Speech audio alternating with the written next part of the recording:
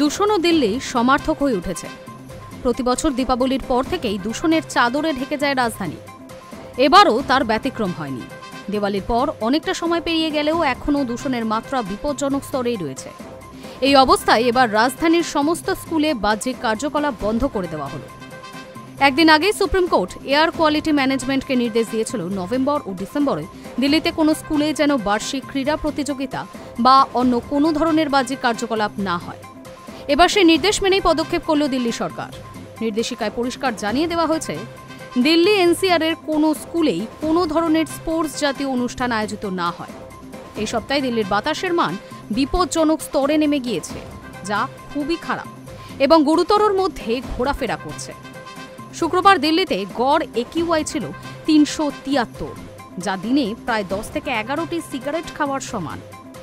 প্রসঙ্গত, দীপাবলির পর থেকেই বিষাক্ত হয়ে উঠেছে দিল্লির বাতাস। তাই ক্লাউড সিডিং এর ব্যবস্থা করেছিল দিল্লি সরকার।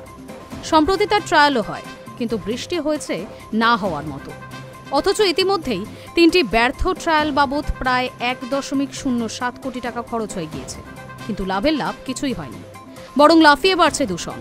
রবিবারও দিল্লির বাতাসের গুণগত মান ছিল ভীষণ খারাপ পর্যায়ের। দমবন্ধ অবস্থা দিল্লিবাসীর, আর এই পরিবেশেই বাড়ছে অসুস্থতাও, বাড়ছে উদ্বেগও।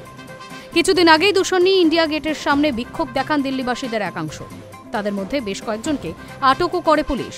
পুলিশের অভিযোগ, অনুমতি না থাকা সত্ত্বেও তারা সেখানে বিক্ষোভ প্রদর্শন করছিলেন। Hi news network.